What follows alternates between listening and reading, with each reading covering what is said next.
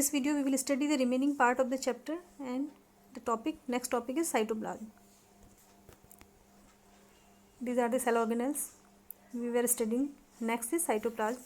When we look at the temporary mounds of onion peel as well as human cheek cell, we see a large region of each cell enclosed by the cell membrane. तो अभी तक जितने भी हमने temporary mounting देखी थी, जैसे कि ह्यूमन चीक सेल की and also of onion cell, तो we see a large region, एक बहुत बड़ा एरिया, बहुत बड़ा रीजन हमने देखा जो कि हर एक सेल में था, ह्यूमन चीक सेल में भी एंड अनियन चीक सेल में भी. And that cell encloses by the cell membrane, जो कि सेल मेम्ब्रेन से पूरा एनक्लोज था, उसके अंदर का जो लार्ज रीजन था, that is the cytoplasm. This region take up a very little stain, और इस रीजन में जो स्टेनिंग है, जो कलरिंग है अदर ऑर्गेनिज्म के कंपैरिजन में, this is very little stain, means colouring बहुत कम है. As you can see in this figure, cytoplasm in the animal cell means human cheek cell, you can see structure of cytoplasm. This is a very little stain, this portion is very little stain, this is cytoplasm, and remaining organelle you can see this mitochondria and other organelles, these are stained. In comparison of these, the cytoplasm is stained in very less amount.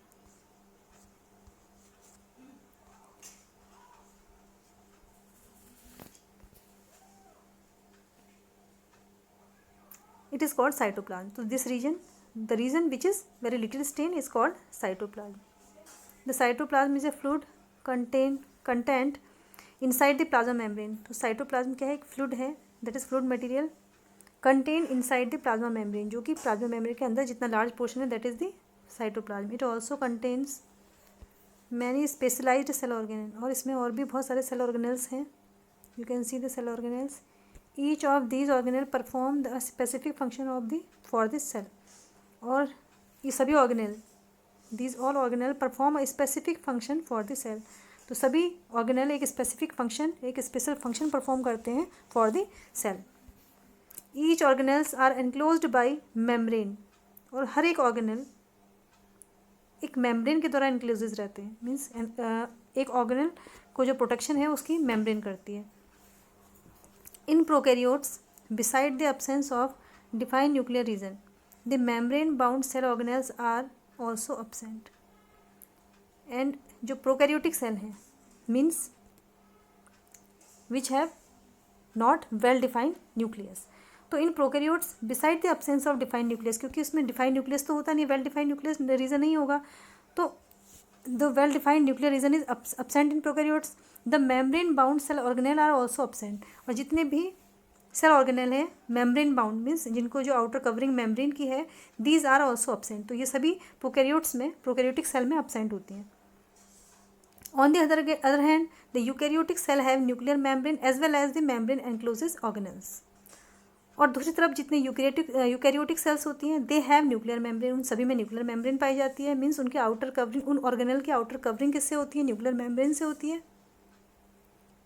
As well as membrane encloses organ, तो nucleus के बाहर से nuclear membrane भी होती है eukaryotic cell में, and as well as nuclear membrane encloses organelle. और जितने भी और सेल ऑर्गेनेल होते हैं, they are membrane encloses, means उनके ऊपर आउटर कवरिंग होती है, that is the membrane. The significance of membrane can be illustrated with an example of viruses. तो इन मेम्ब्रेन्स का जो सिग्निफिकेंस है, that can be illustrated with an example. इसका virus का एग्जाम्पल लेके इसको इलस्ट्रेट कर सकते हैं. तो इसके एग्जाम्पल को हम एक वायरस का एग्जाम्पल देके समझा सकते हैं मेम्ब्रेन का सिग्निफिकेंस को. Viruses lack any membranes and hence do not show characteristic of life until they enter a living body and use its cell machinery to multiply. तो जो वायरसेस होते हैं, they don't have any membrane, उनकी जितने उनके virus की जो structure है उसमें कोई मेम्ब्रेन नहीं है, मतलब मेम्ब्रेन बाउंडेड स्ट्रक्चर नहीं है. Hence they do not show any characteristic of life, इसलिए लाइफ से रिलेटेड कोई भी कैरेक्टरिस्टिक ये नहीं शो करते हैं. और जब तक और कब तक शो नहीं करते, फिर हम उनको लिविंग क्यों मानते हैं? Because they enter a living body and until they enter a living body and use its cell machinery to multiply. जब ये लिविंग बॉडी के अंदर एंटर करता है, देन वो मल्टीप्लाई होना स्टार्ट करता है. Means we know that the viruses are link between living, non living and living organism. तो वायरसेज हम उसको कम्प्लीटली लिविंग और कम्प्लीटली नॉन लिविंग भी हम नहीं कह सकते. These are the link between non living and living. और लिविंग कब है वो, जब वो किसी बॉडी के अंदर एंटर करते हैं और मल्टीप्लाई होते हैं, मीन्स अपना रिप्रोडक्शन स्टार्ट करते हैं, और उसकी सेल की जो मशीनरी है उसको यूज़ करते हैं। Now next structure is cell organelle. And before starting cell organelle we have studied the structural organisation of cell and that were the three functional region, that is plasma membrane, nucleus and cytoplasm. And after the cytoplasm we are studying the cell organelle. So every cell has a membrane around it to keep its own content separate from the external environment. तो हर एक cell के बाहर से covering होती है, that is of membrane, that we can say the membrane. उसके चारों ओर वो कवरिंग होती है जो कि उसके अंदर के कंटेंट को मीन्स इंटरनल कंटेंट को एक्सटर्नल कंटेंट से मीन्स एक्सटर्नल एनवायरनमेंट से सेपरेट करती है. Large and complex cells, including cells from multicellular organism, need a lot of chemical activities to support their complicated structure and function. तो जितनी भी large, बड़ी और कॉम्प्लेक्स सेल्स होती हैं, कॉम्प्लिकेटेड सेल्स होती हैं, और साथ ही मल्टीसेलुलर ऑर्गेनिज्म की, चाहे वो मल्टीसेलुलर ऑर्गेनिज्म की सेल्स हो, like us we are multicellular, the plant these are multicellular. तो इनकी जितनी भी सेल्स होती हैं they need a lot of chemical activities. इन सबको एक बहुत सारी केमिकल एक्टिविटीज़ की ज़रूरत होती है, और उसके अंदर वो एक्टिविटीज़ होती हैं जिसकी वजह से उनका जो कॉम्प्लिकेटेड स्ट्रक्चर है वो फॉर्म होता है, और उसके अंदर जो फंक्शन होते हैं ये सपोर्ट करती हैं. ये केमिकल एक्टिविटीज सपोर्ट करती हैं उनके कॉम्प्लिकेटेड स्ट्रक्चर को और उनके अंदर के फंक्शन को. To keep these activity of different kind separate from each other, these cell use membrane bound little structure और we can say organelle within themself. तो ये सभी एक्टिविटीज़ को, ये डिफरेंट काइंड्स की जो एक्टिविटीज़ होती हैं, ये एक्टिविटीज़ अलग अलग एक दूसरे से सेपरेट होती हैं, क्योंकि हर एक ऑर्गेनल अलग अलग एक्टिविटी करता है, सबकी अलग अलग एक्टिविटीज़ होती हैं. Like inside a human organism, human organ, there are lot of organ like kidney, heart and other organs. तो function of heart is different, the function of kidney is different from the lungs. तो अलग अलग organ की अलग अलग activities होती हैं. Similarly cells के अंदर जितने भी ऑर्गेनल होते हैं उनकी भी एक्टिविटीज़ अलग अलग होती हैं. And these cell use a membrane bound little structure. इस तरीके से हर एक स्ट्रक्चर के बाहर से एक स्ट्रक्चर होता है. इन सेल्स के बाहर से एक मेम्ब्रेन बाउंड स्ट्रक्चर होता है. जैसे हमारे जो हार्ट है, हार्ट के बाहर से एक कवरिंग है मेम्ब्रेन की, दैट इज़ द पेरिकार्डियम, जो कि बॉडी के अंदर के कंटेंट को बॉडी के अंदर के कंटेंट को उस हार्ट के अंदर के कंटेंट से अलग करती है, that is the pericardium. Similarly cells के अंदर भी मेम्ब्रेन बाउंड जो ऑर्गेनल है वो मेम्ब्रेन बाउंड है. This is one of the feature of eukaryotic cell that distinguish them from prokaryotic cell. तो ये फीचर्स है यूकैरियोटिक सेल का जो उनको प्रोकैरियोटिक सेल से अलग करता है, क्योंकि प्रोकैरियोटिक सेल्स में मेम्ब्रेन बाउंड स्ट्रक्चर नहीं होता.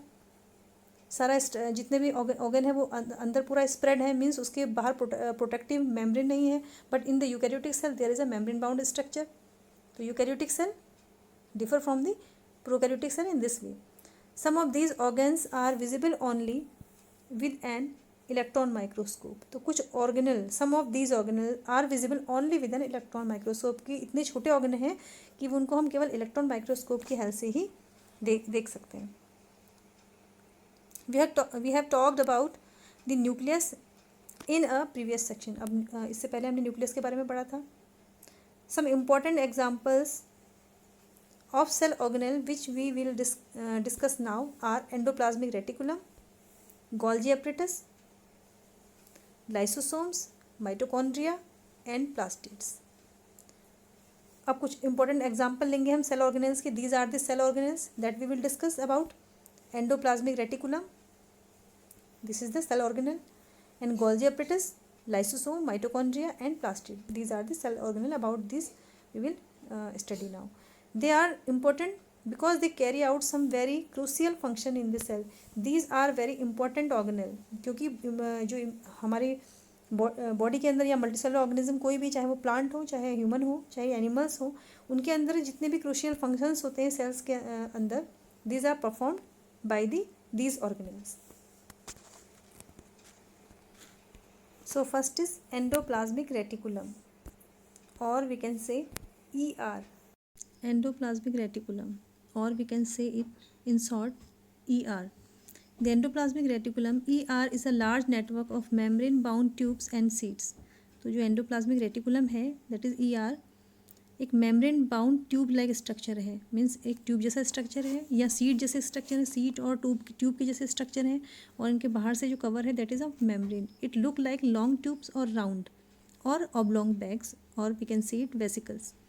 तो इसका जो स्ट्रक्चर है it is look like long tubules. तो लंबे लंबे ट्यूब्यूल्स जैसे स्ट्रक्चर हैं, कुछ स्ट्रक्चर राउंडेड हैं और ऑब्लॉन्ग बैग्स और like vesicles we can see this structure of endoplasmic reticulum. The ER membrane और endoplasmic reticulum membrane is similar in structure to the plasma membrane. तो एंडोप्लाज्मिक रेटिकुलम की जो membrane है इसका structure similar है जैसे कि प्लाज्मा मेम्ब्रेन का.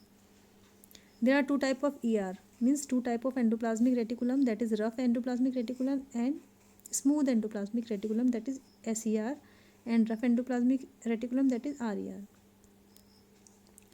So RER looks rough under a microscope because it has a particles called ribosomes attached to its surface. तो जो रफ एंडोप्लाज्मिक रेटिकुलम होते हैं दे लुक रफ, ये रफ दिखाई देते हैं, इसलिए दिखाई देते हैं because if we see the under microscope, because it has a ribosomes, क्योंकि इसके ऊपर जो पार्टिकल है वो उसकी सरफेस से अटैच रहता है, that is of ribosome. This is called ribosomes. The ribosomes which are present in all active cell are the sites of protein manufacture.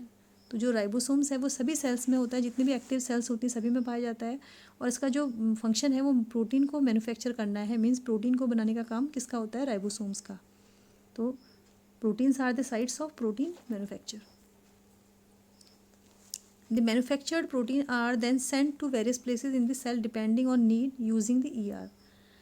तो जो मैन्युफैक्चर्ड प्रोटीन है मीन्स बना हुआ जो प्रोटीन है जो मैन्युफैक्चर होता है राइबोसोम्स में, तो then it's send to the various places, अलग अलग सेल्स में जो सेल्स है उसके अलग अलग जगहों पर वो भेजा जाता है डिपेंडिंग ऑन द नीड, जहाँ पर उसकी आवश्यकता होती है. The SER means smooth endoplasmic reticulum help in manufacture of fat molecules. तो RER का जो फंक्शन है वो हमने देखा. Then SER it help in the manufacture of fat molecule. तो SER क्या करता है, फैट मॉलिक्यूल्स या फिर इसको फैट मॉलिक्यूल्स को हम लिपिड्स भी कह सकते हैं, तो इसके मैन्युफैक्चर में हेल्प करता है. SER help in manufacture of fat molecules and important for the cell function. Cell के जितने भी फंक्शन होते हैं उसके लिए ये इंपॉर्टेंट है, that is SER. Some of these protein and lipids help in building of the cell membrane. और कुछ प्रोटीन्स, इन प्रोटीन में से कुछ प्रोटीन और lipids means fat, this help in building of the cell membrane. जो cell membrane है, cell की जो आउटर कवरिंग है उसको बिल्ड करने में भी, उसको बनाने में भी हेल्प करते हैं, that is protein and lipids. Means protein and fats help in the building of the cell membrane. This process is known as membrane biogenesis. और इस प्रोसेस को सेल मेम्ब्रेन, प्रोटीन और फैट्स के सेल्स की membrane को build करने के process को हम मेम्ब्रेन बायोजेनेसिस भी कह सकते हैं. This process is known as membrane biogenesis. Some of other proteins and lipids function as enzymes and hormones. और कुछ दूसरे प्रोटीन और जो फैट्स हैं इनका फंक्शन है एंजाइम की तरह का, मतलब they function as a enzymes and hormone, और हार्मोन और एंजाइम का काम भी ये करते हैं. Although the endoplasmic reticulum varies greatly in the appearance in different cell, it always forms a network system. यद्यपि जो एंडोप्लाज्मिक रेटिकुलम है इट वेरीज मीन्स अलग अलग होता है, उनका जो अपीयरेंस है अलग अलग सेल्स में अलग अलग होगा और वेरी करता है इसका appearance. It always form a network system, और हमेशा एक नेटवर्क सिस्टम को ये बनाए रखता है एंडोप्लाज्मिक रेटिकुलम.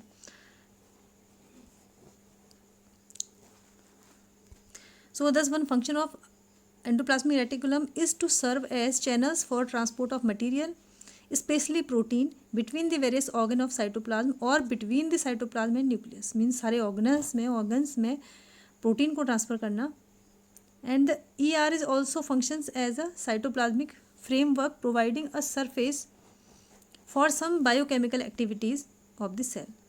और इसके अलावा जो एंडोप्लाज्मिक रेटिकुलम है it also function as a cytoplasmic framework, एक साइटोप्लाज्मिक फ्रेमवर्क का काम भी करता है और प्रोवाइड करता है सरफेस देता है किसको, बायोकेमिकल एक्टिविटीज. सेल के अंदर जितनी भी बायोकेमिकल मीन्स ऑर्गेनल्स से रिलेटेड जितनी भी केमिकल एक्टिविटीज़ होती हैं फॉर दैट, तो ये उसकी उन बायोकेमिकल एक्टिविटीज़ के लिए भी सरफेस प्रोवाइड करता है. In liver cells of the group of animals called vertebrates, SER plays a crucial role in detoxifying many poison and drugs. दूसरा एक फंक्शन है मेन लीवर सेल्स में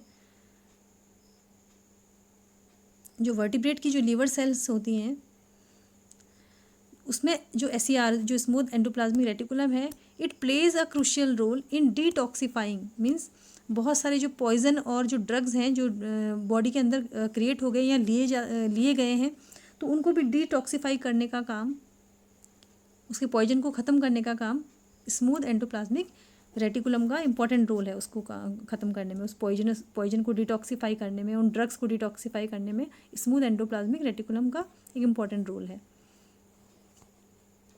Now next organelle is Golgi apparatus.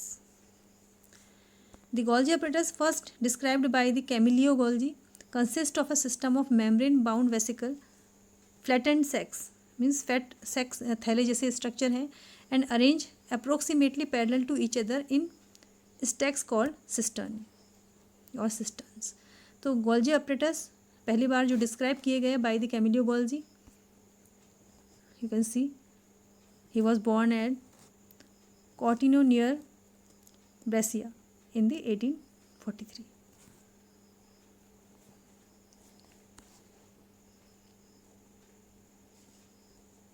And Golgi apparatus consists of system of membrane bound vesicle. तो जो Golgi apparatus होता है, इसके बाहर भी एक membrane bound स्ट्रक्चर है, थैले के जैसा स्ट्रक्चर है जिसने उसे कवर किया हुआ है Golgi apparatus को. And these arrange parallel to each other, ये आपस में पैरेलल अरेंज है. These are called cisterns. You can see the structure of Golgi apparatus.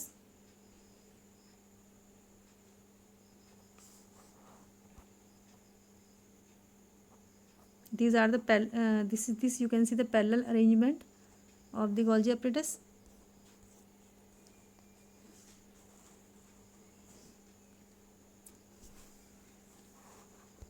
These membranes often have connections with the membranes of endoplasmic reticulum, and therefore constitute another portion of a complex cellular membrane system. तो ये जो membrane है often have connection with the membrane of तो इनका जो कभी कभी connection किसके साथ हो जाता है, एंडोप्लाज्मिक रेटिकुलम के साथ, एंड इसीलिए दे constitute another portion of complex cellular membrane system. तो एक दूसरा पोर्शन बनाते हैं, दूसरा एक सिस्टम बनाते हैं, membrane system, complex cellular membrane system.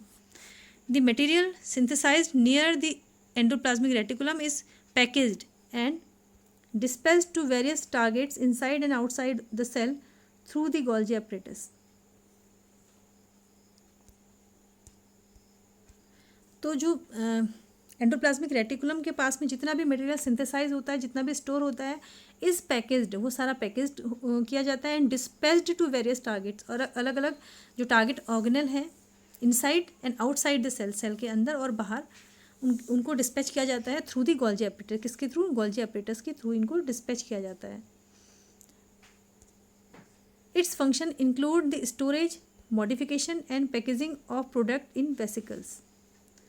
जो इसका फंक्शन है Golgi apparatus का, storage and modification and packaging of product. तो जितना भी प्रोडक्ट बनता है उसके मॉडिफिकेशन, उसको मॉडिफाई किया जाता है, packaging in the vesicle. Vesicle means sac like जो स्ट्रक्चर, थैले जैसे जो स्ट्रक्चर है उसमें इसको पैक्ड किया जाता है. In some cases complex sugar may be made from simple sugar in the Golgi apparatus. और कुछ कुछ केसेस में जो कॉम्प्लेक्स शुगर है वो भी फॉर्म होते हैं सिंपल शुगर से Golgi apparatus के अंदर. मीन्स Golgi apparatus के अंदर एक फंक्शन ये भी होता है, जो कॉम्प्लेक्स शुगर है वो बनाए जाते हैं सिंपल शुगर से. Golgi apparatus is also involve in the formation of lysosome.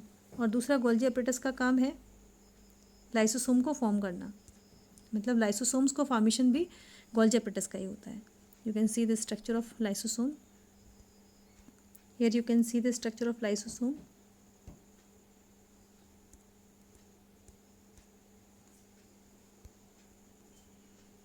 This is the lysosomes. Now the next cell organelle, that is lysosome. About the lysosome we will study. Structurally, lysosomes are membrane bound sacs filled with digestive enzyme. तो जो lysosome का जो structure है that is membrane bound. Means आपको मालूम ही है कि सारे जितने भी ऑर्गेनल हैं दीज आर मेम्ब्रेन बाउंड. वो सारे मेम्ब्रेन बाउंड है in the eukaryotic cell. And the lysosome are also membrane bound. And membrane bound sacs mean थैले जैसे स्ट्रक्चर हैं जिनके बाहर से आउटर कवरिंग है membrane, and that filled with digestive enzyme. और लाइसोसोम जो थैले हैं, these are filled with digestive enzyme. इनमें जो डाइजेस्टिव एंजाइम है, जो मीन्स जो डाइजेशन में हेल्प करते हैं, वो एंजाइम इसके अंदर भरे हुए रहते हैं। तो these enzyme are made by RER means, और ये एंजाइम बनते किससे हैं? रफ एंडोप्लाज्मिक रेटिकुलम से।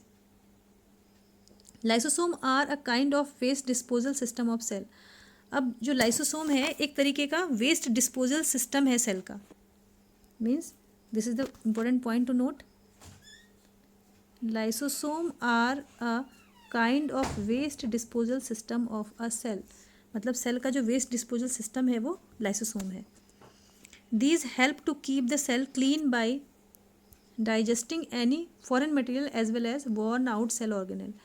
तो जो लाइसोसोम है ये क्या करते हैं? सेल को क्लीन करते हैं। Means disposal lysosome waste disposal system का काम करते हैं सेल का। तो क्या करते हैं? सेल को साफ करते हैं, क्लीन करते हैं by digesting any foreign material as well as worn out cell organelle. तो किसको डाइजेस्ट करके? ये क्या करते हैं? जो जितने भी फॉरेन मटेरियल हैं और जितने worn out cell organelle means जो सेल ऑर्गेनेल ख़राब हो चुके होते हैं, उनको भी ये क्या कर लेते हैं? डाइजेस्ट कर लेते हैं।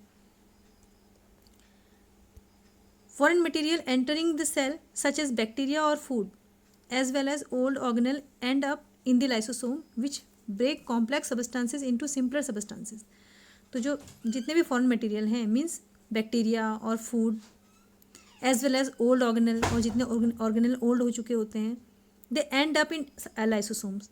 तो लाइसोसोम में क्या हो जाते हैं? इनकी एंडिंग हो जाती है। मीन्स लाइसोसोम में ये खत्म हो जाते हैं by digesting by the lysosomes which break complex substances into simple. और दूसरा ये जो कॉम्प्लेक्स सबस्टांसेज हैं उनको सिंपल सबस्टेंसेज में भी कन्वर्ट कर देते हैं, तोड़ देते हैं। Lysosome are able to do this because they contain powerful digestive enzyme capable of breaking down all organic material. Lysosome ऐसा इसलिए कर पाते हैं because they contain a powerful digestive enzyme, क्योंकि इनके अंदर एक पावरफुल डाइजेस्टिव एंजाइम पाए जाते हैं जो कि जितने भी ऑर्गेनिक मटेरियल होते हैं उनको ब्रेक डाउन कर देते हैं। During this the disturbance in cellular metabolism, for example when the cell gets damage, lysosome may burst and the damages digest their own cell. तो क्या होता है? अगर किसी सेल के मेटाबॉलिज्म में डिस्टर्बेंस होता है, for example when the cell gets damage, मान लीजिए कोई सेल डैमेज हो जाती है, तो क्या होता है? तो लाइसोसोम में ब्रस्ट, तो लाइसोसोम क्या हो सकता है? ब्रस्ट हो सकता है, फट सकता है। And the enzyme digest their own cell. तो जो एंजाइम होते हैं उसमें जो डाइजेस्टिव एंजाइम उनके अंदर होते हैं वो अपनी ही सेल को क्या कर लेते हैं? डाइजेस्ट कर लेते हैं। तो therefore lysosome are also known as the suicidal bags of a cell. इसीलिए लाइसोसोम को सुसाइडल बैग भी कहा जाता है। Lysosome also known as the suicidal bags of the cell, क्योंकि क्या किया? The enzyme that contain the lysosome that contain the enzyme, they digest their own cell, क्योंकि उसने अपनी ही सेल को क्या कर लिया? डाइजेस्ट कर लिया है। Therefore it is known as suicidal bags. Now the next cell organelle is mitochondria.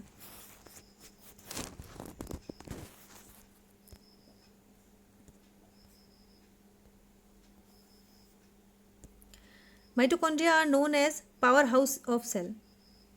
Mitochondria को हम सेल का पावर हाउस भी कहते हैं। Why we call this powerhouse of cell? Mitochondria have 2 membrane covering. Mitochondria के ऊपर membrane की 2 covering होती है। जैसे मेम्ब्रेन आउटर कवर सभी ऑर्गेनेल में है, but it has 2 membrane outer covering. The outer membrane is porous, the inner membrane is deeply folded. तो जो बाहर की जो मेम्ब्रेन होती है दैट इज पोरस, मीन्स उसमें छोटे छोटे पोर्स होते हैं, ओपनिंग्स होती हैं। और जबकि जो अंदर की मेम्ब्रेन होती है दैट इज डीपली फोल्डेड, वो अंदर की ओर को गहरी फोल्डेड रहती है।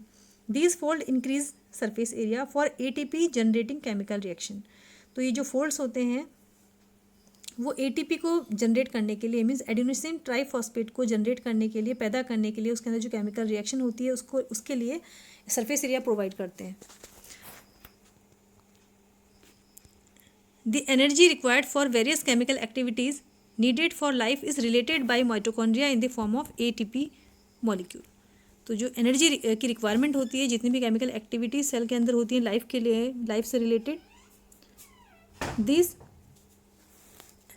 जो इस एनर्जी की रिक्वायरमेंट होती है जितनी केमिकल एक्टिविटीज़ के लिए जो लाइफ के लिए नीडेड हैं, by the mitochondria, release by the mitochondria, और किसके द्वारा रिलीज होती है, माइटोकॉन्ड्रिया के द्वारा, in the form of ATP के फॉर्म में, and that is adenosine triphosphate molecule. ATP is known as energy currency of the cell, और एटीपी को सेल की एनर्जी करेंसी के रूप में जाना जाता है। It is known as energy currency of the cell. The body uses energy stored in ATP for making new chemical compound and for mechanical work। तो जो बॉडी है वो एनर्जी का यूज़ करती है किसके, एटीपी के रूप में। जो एनर्जी है वो कहाँ स्टोर रहती है, एटीपी में। For making new chemical compound, नए केमिकल कंपाउंड से बनते हैं, और फॉर दी मैकेनिकल वर्क, और जितना मैकेनिकल वर्क है वो फिर क्योंकि एनर्जी की रिक्वायरमेंट होती है फंक्शंस के लिए, वर्क के लिए। Mitochondria are strange organelle in the sense that they have their own DNA and ribosomes. तो माइटोकॉन्ड्रिया स्ट्रेंज ऑर्गेनेल्स के रूप में भी जाने जाते हैं, because they have their own DNA, क्योंकि इसका अपना डीएनए होता है, deoxyribonucleic acid and ribosome, they have their own DNA and ribosome, therefore mitochondria are able to make some of their own protein. अब राइबोसोम का फंक्शन क्या है, ribosome क्या करता है, प्रोटीन सिंथेसिस, प्रोटीन मैन्युफैक्चर का काम करता है, इसीलिए इसके अपने प्रोटीन है, सॉरी अपना राइबोसोम है, तो राइबोसोम क्या करेगा, प्रोटीन सिंथेसिस करेगा। तो therefore mitochondria are able to make some of their own protein, तो अपना खुद प्रोटीन बना सकते हैं, because they have their own ribosome. So because of this function mitochondria are known as power houses of cells. Now the next cell organelle is plastids. Plastids are present only in plant cell. तो plastid केवल plant cell में ही present होता है, not in animal cell. There are two type of plastid, दो type के plastids होते हैं। These are first is chromoplast और coloured plastid, second is leucoplast और वाइट और colourless plastid. Chromoplast containing the pigment chlorophyll are known as chloroplast. तो ऐसे chromoplast जिसमें कि क्लोरोफिल पिगमेंट पाया जाता है, they are known as chloroplast. तो जिसमें क्लोरोफिल पाया जाता है पिगमेंट के रूप में, तो these are known as chloroplast. Chloroplast are important for the photosynthesis in plants. अब क्लोरोप्लास्ट की इम्पोर्टेंस है प्लांट में जो फोटोसिंथेसिस की प्रोसेस होती है, मीन्स फूड मैन्युफैक्चरिंग की जो प्रोसेस होती है, इसके लिए क्लोरोप्लास्ट बहुत इंपॉर्टेंट है।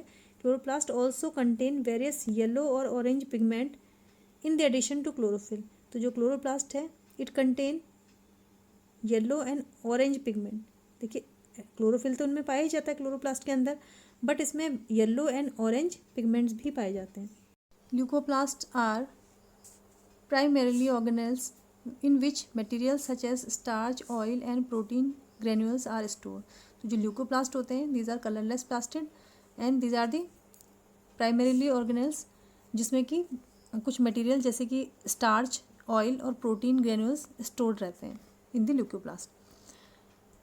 The internal organisation of chloroplast consist of numerous membrane layer embedded in the material called stroma.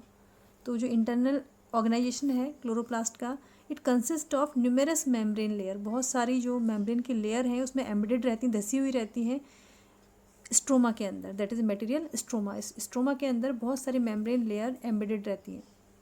These are similar to mitochondria in external structure, और देखने में बाहर से जो स्ट्रक्चर है इसका लगभग माइटोकॉन्ड्रिया जैसा ही होता है। तो like the mitochondria plastid also have their own DNA and ribosome. तो जैसा माइटोकॉन्ड्रिया में होता है, plastid also have their own DNA, plastid का भी अपना डीएनए, डीऑक्सीराइबोन्यूक्लिक एसिड और राइबोसोम्स पाए जाते हैं। Now next is vacuole. Next organelle is vacuole. Vacuoles are storage sac for solid और लिक्विड कंटेंट। तो वैक्यूल्स स्टोरेज सैक्स के रूप में काम करते हैं, मीन्स ऐसे थैले हैं जो स्टोरेज का काम करते हैं, किसके, सॉलिड एंड लिक्विड कंटेंट का, मीन्स सॉलिड और लिक्विड दोनों कंटेंट को ये स्टोर करते हैं। Vacuoles are small size in animal cells while plant cell they have large vacuole. जो वैक्यूल्स हैं एनिमल सेल्स में, their structure is small size, in plant cell they are very large vacuole. You can see the comparison of vacuole in animal cell and in plant cell. तो in animal cell there is a small vacuole and in plant cell there is a large vacuole. The central vacuole of some plant cell may occupy 50 to 90% of the cell volume। तो जो central, कुछ plants का जो central vacuole होता है, it may occupy 50 to 90% of cell volume. पूरे cell volume का 50 से 90% ऑक्यूपाई करता है कुछ प्लांट का central volume. In plant cell vacuoles are full of cell sap and provide turgidity and rigidity to the cell. तो प्लांट सेल का जो वैक्यूल होता है वो सेल सेप से भरा हुआ रहता है एंड प्लांट सेल को हार्डनेस एंड फ्लेक्सिबिलिटी प्रोवाइड करता है, means rigidity and turgidity provide करता है। Many substances of importance in the life of the plant cell are stored in vacuole. तो बहुत सारे सब्सटेंसेस जो सेल की लाइफ, प्लांट सेल की लाइफ के लिए इंपॉर्टेंट होते हैं, they are stored in vacuole, वो वैक्यूल के अंदर स्टोर्ड रहते हैं। These include amino acids, sugars, various organic acid and some protein. तो ऐसे जो वैक्यूल के अंदर स्टोर्ड रहते हैं they are amino acids, sugar and कुछ ऑर्गेनिक एसिड्स भी एंड कुछ प्रोटीन्स जो है वैक्यूल के अंदर स्टोर्ड रहते हैं। In single cell organism like amoeba, अब अमीबा क्या है, सिंगल सेल ऑर्गेनिज्म है। तो the food vacuole contain the food items that the amoeba has consumed. तो जो अमीबा के अंदर जो फूड वैक्यूल होता है, it contain the food items, इसके अंदर वो फूड आइटम रहता है जो अमीबा ने कंज्यूम किया रहता है। In some unicellular organism specialized vacuole also play important role in expelling excess water and some waste from the cell. और कुछ यूनिसेलुलर ऑर्गेनिज्म में जो स्पेशलाइज्ड वैक्यूल्स उनके बॉडी के अंदर होता है, it also play important role, उसका इंपॉर्टेंट रोल है किसको, वाटर को और कुछ वेस्ट को बॉडी से एक्सपेल करने में, मीन्स बॉडी से आउट करता है कुछ वेस्ट को। This is the function of vacuole in unicellular organism. Each cell thus acquire its structure and ability to function because of the organization of its membrane and organelles in a specific way। इस प्रकार प्रत्येक जो cell है वो acquire करता है, वो प्राप्त करता है ऐसे स्ट्रक्चर को और फंक्शन करने की एबिलिटी को, क्योंकि जो इसका ऑर्गेनाइजेशन है मेम्ब्रेन का और ऑर्गेनेल का कुछ स्पेसिफिक तरीके से रहता है, जिसकी वजह से ऐसा स्ट्रक्चर सेल का और उसकी ऐसी फंक्शन करने की जो एबिलिटी है जो प्रत्येक सेल एक्वायर करता है। The cell thus has a basic structural organisation. इस प्रकार जो सेल है वो किसी भी ऑर्गेनिज्म का बेसिक स्ट्रक्चरल ऑर्गेनाइजेशन है। And this help the cell to perform functions like respiration, obtaining nutrition and clearing of waste material और फॉर्मिंग न्यू प्रोटीन्स। तो इस तरीके से जो सेल्स हैं वो सारे फंक्शंस को परफॉर्म करते हैं, जैसे कि रेस्पिरेशन हो गया और न्यूट्रिशन को ऑब्टेन करना और सारा वेस्ट मेटेरियल को क्लियर करना और नए नए प्रोटीन को फॉर्मेशन के लिए ऑर्गेनेल प्रोवाइड करना। This is the function of cell. Thus the cell is the fundamental structural unit of all living organism. तो इस प्रकार जो सेल है, this is the fundamental structural unit of all living organism. This is very important point to note. What is the fundamental structural unit of all living organism? That is cell. It is also the basic functional unit of life. Also the cell is the basic functional unit of life. Now next topic, cell division. New cells are formed in organism in order to grow, to replace old, dead and injured cell and to form gametes required for reproduction. तो जो नए sales का formation होता है किसी भी organism में, अब नए सेल का फॉर्मेशन क्यों होना है? क्योंकि हमारी ग्रोथ होगी तो नए सेल्स बनेंगे, सेल से टिश्यूज़, टिश्यूज़ से ऑर्गन, ऑर्गन से ऑर्गन सिस्टम, पूरा सिस्टम बनेगा। तो इस तरीके से नए सेल हमेशा फॉर्म होते हैं ताकि जो ओल्ड सेल है उसको रिप्लेस कर सकें, डेड और कुछ इंजर्ड सेल हैं उनको रिप्लेस करने के लिए, और गैमिट, जो गैमिट फॉर्मेशन है उसकी रिक्वायरमेंट होती है रिप्रोडक्शन के लिए। Gametes also the cell are also the cells, इसकी रिक्वायरमेंट होती है रिप्रोडक्शन के लिए। तो the process by which new cells are made is called cell division. तो ऐसी प्रोसेस जिसके द्वारा नए सेल्स बनते हैं, these are called cell division. There are two main types of cell division. तो सेल डिवीजन के दो मेन टाइप होते हैं, that is mitosis and meiosis. Two types of cell division, mitosis and meiosis. The process of cell division by which most of the cell divide for growth is called mitosis. तो cell division की वो process जिसके द्वारा cell divide होती हैं और organism की growth होती है, that is mitosis. In this process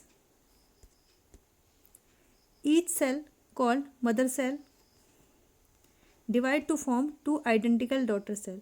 तो इस प्रोसेस में एक सेल डिवाइड होकर दो आइडेंटिकल डॉटर सेल को फॉर्म करती है। And the daughter cell have the same number of chromosome as the mother cell. तो जो डॉटर सेल होती है उसमें नंबर ऑफ क्रोमोसोम उतने ही होते हैं जितने कि मदर सेल में होती है। जैसे as you can see here, this is the process of mitosis. one cell divide, it form two identical daughter cell, and number of chromosomes are equal. तो जितना number of chromosomes mother cell में, this is the mother cell, these are the daughter cell. तो daughter cell में number of chromosome mother के number of chromosomes के equal होंगे in mitosis. It help in growth and repair of tissue in organism. तो जो mitosis cell division है, इसका काम है ग्रोथ में हेल्प करना और टिश्यू को रिपेयर करना, किसी ऑर्गेनिज्म के टिश्यू को रिपेयर करना. That is the function of mitosis. Specific cells of reproductive organs or tissue in animal and plant divide to form gametes, which after fertilization give rise to offspring.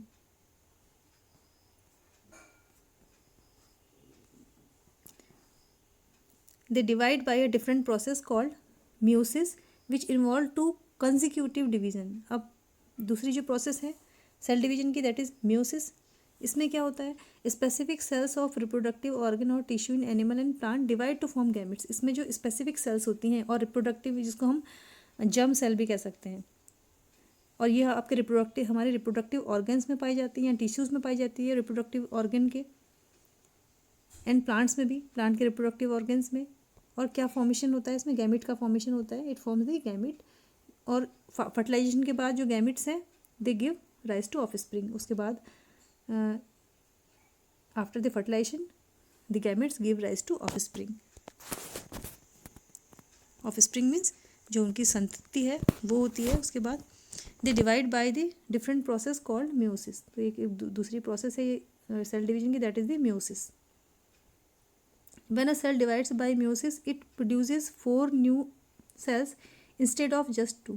तो जब एक कोई cell divide होती है in the meiosis it produces 4 more new cell. तो यहाँ पर 2 sales की बजाय 4 न्यू सेल्स बनती हैं. The new cells only have half the number of chromosomes than that of the mother cell. अब इसमें जो नई सेल का फॉर्मेशन होता है उसमें केवल मदर सेल से हाफ नंबर ऑफ क्रोमोसोम्स ही एक्वायर होते हैं.